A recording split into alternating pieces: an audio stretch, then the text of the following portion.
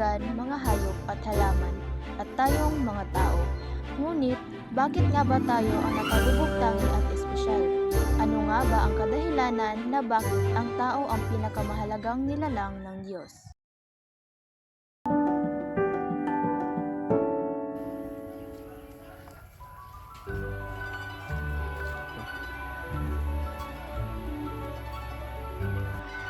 O mga pinsan, ano ang ginagawa niyo dito? Mukhang madami tayong chika. Nagpipinturang naman kami tungkol sa tinuro ng teacher namin sa SP. Ano bang tinuro ng teacher niyo?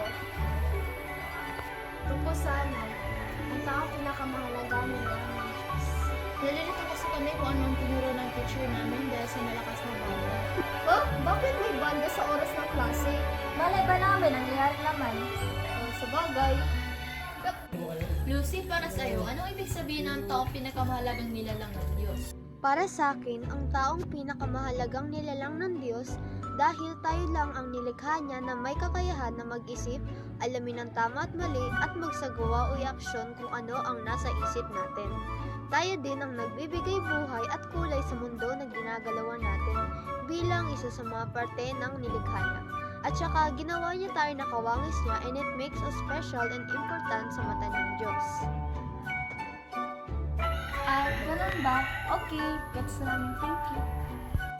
Mapinsa, may chika ka? Ichika mo na! Taon ay pinarating sa atin ang Diyos. Sila ay ang ating mga mahal sa buhay, kaibigan, kapitbahay, katrabaho o kaya kamag-aral. Bawat tao na nilikha ay may importanteng papel sa ating buhay na maaari nating maging sandigan o maaaring dahilan upang tayo ay matuto sa ating mga pagkakamali.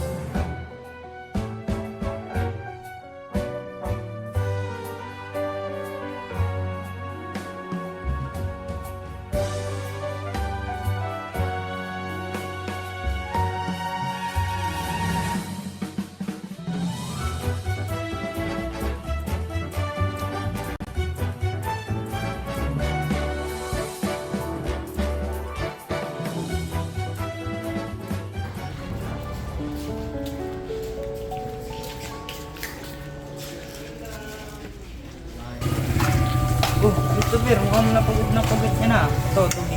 Ay, huwag na lang Michael, okay lang ako. Ha? Mukha mo pa lang pagod na eh. Huwag ka nang tumawag, principal. Para naman yan sa'yo. Alam mo ba, binigay kasi ng Diyos ang katawan natin para alagaan. Espesyal ang buhay, lalo na ang katawan natin.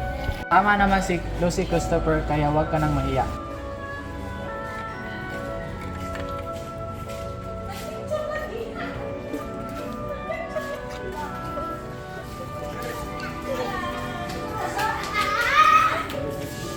Salamat pre, nag-abala pa kayo.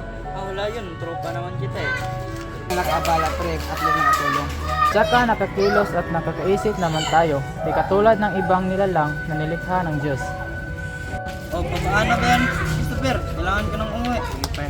Okay, goodbye, my friend. Sige, pre.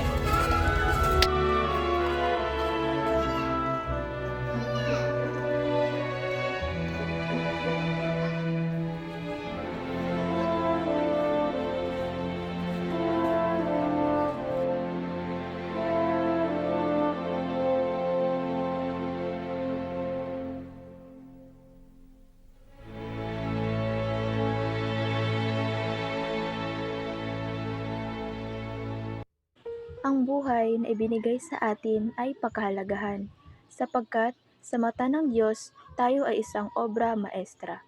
Hindi tayo mapapalitan o matutumbasan ng anumang makamundong kayamanan. Kahit man tayo makasalanan, tayo ay pinatawad niya.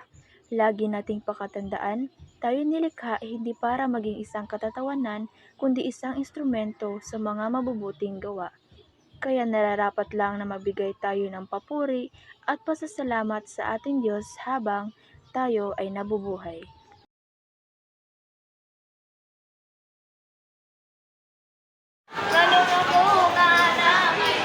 Ano, abutin natin 2 minutes.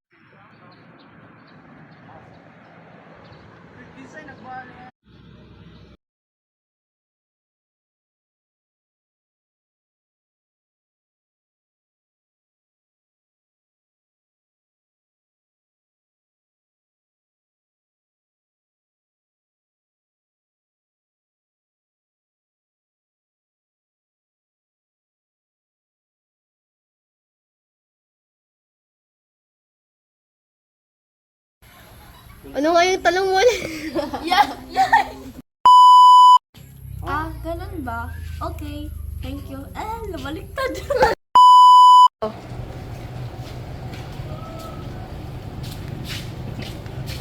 Katawang inatay.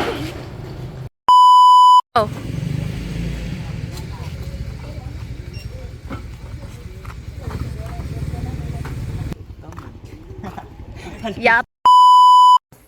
Pinsan, di ba may chika ka? Ichika mo na.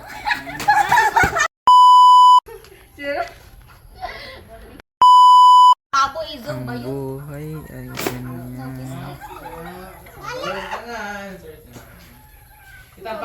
Man, ako naman daw siya ang ibig sabihin. 1, 2, 3, go.